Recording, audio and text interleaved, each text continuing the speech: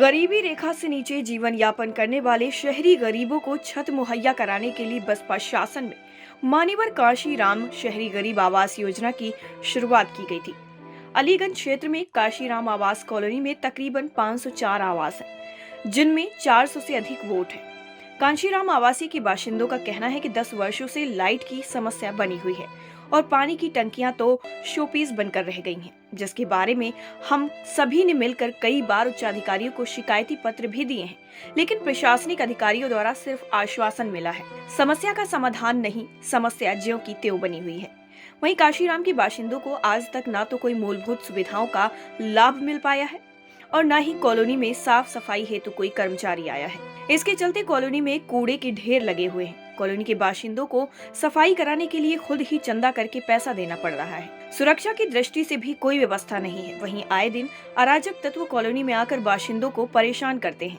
इतना ही नहीं, माँ बहन बेटियों को असभ्य निगाहों से देखकर उनको परेशान करते हैं और अपशब्दों का प्रयोग करते हैं। बाहर के कुछ लोगों ने फर्जी तरीके से आवास के गैर आवंटित कर कब्जे में ले लिए हैं। इतना ही नहीं, पूर्व की सपा और भाजपा सरकार में भी इनकी कोई सुनवाई नहीं हो सकी, जिसके चलते इस बार कॉलोनी वासियों ने चुनाव का बहिष्कार करने का फैसला लिया है। उन्होंने कहा है कि मूलभूत सुविधाएं नहीं तो वोट भी नहीं। नाम क्या है आपका? रामनाथ सिंह। रामनाथ जी, ये बताइए, ये काशीराम कॉलोनी है, यहाँ पर आप लोग यहाँ निवास करते हैं। विधानसभा चुनाव को लेके जो है आप लोगों ने बहिष्कार किया, क्या समस्याएं रहीं जिसको लेकर आपने यहाँ बहिष्कार किया? समस्याएं क्या रही साहब, यहाँ तो न तो लाइट है, न पानी है, न यहाँ की सुरक्षा है और अवैध कब्जा है। आए दिन मारपीट होती रहती है, शराब लोग गाली गलौज करते हैं और इससे तो हम जनता सब परेशान है। क्या करें, मजबूरी। कई बार लेकर के दिया, शिकायत लेकर के गए, लखनऊ तक भेजी, कोई भी सुनवाई नहीं। आश्वासन मिलता रहा लेकिन कोई काम नहीं हुआ आज तक। जब से ये कॉलोनी बनी है तब से कितनी सरकारें चेंज हुई हैं? सरकारें हो गई 3 चेंज। क्या लगता है आपको, ये सरकारों की उदासीनता के कारण इनका ये हाल है? बिल्कुल साहब, सरकार की उदासीनता के कारण ही ये सारा हुआ है।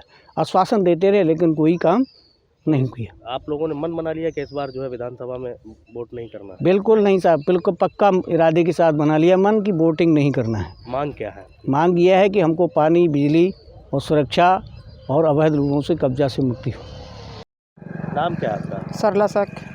ये बताइए, काशीराम कॉलोनी अलीगंज कस्बे में है, आप लोगों ने चुनाव का बहिष्कार किया। विधानसभा चुनाव बहुत नज़दीक है और ऐसे में आप लोगों का बहिष्कार करना, क्या समस्या क्या है? समस्या यहाँ पर ये है सर, ना तो यहाँ लाइट है, ना पानी की कोई व्यवस्था, और रात को भी लौंडे आते हैं, बदतमीजी करते हैं। लड़कियाँ हैं, छोटी छोटी हैं, बड़ी बड़ी भी हैं, उनके संग बदतमीजी करते हैं। हम लोग कुछ कह ही नहीं पाते, कहते तो लड़ने के लिए तैयार होते, दारू पी के आते। ना कोई बाउंड्री सुविधा, कोई सुविधा ना, आपको बता दें। और 10 साल लगभग हो गई हैं और 2 सरकार भी निकल गई, बीजेपी और सपा दोनों ही निकल गई हैं।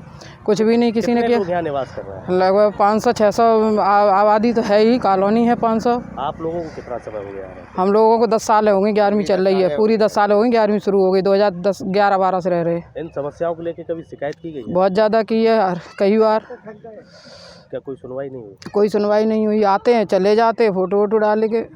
तो ऐसे में आपने इस समय विधानसभा चुनाव का बहिष्कार किया, क्या मांग क्या है आपकी? मांग हमारी ये, यहाँ लाइट हो जाए, पानी की व्यवस्था हो जाए और जो भी सुविधा है वहाँ देखें, जो कमी हो वो पूरी करें। सारी समस्या क्या सुरक्षा को लेकर है? जी, पानी और बाद लाइट भी तो नहीं है सर, न पानी है न लाइट है। सुरक्षा तो बाद की बात है, पानी तो मेन चीज़, लाइट है। टाइम 8 उत्तर प्रदेश के लिए एटा से योगेश यादव की रिपोर्ट।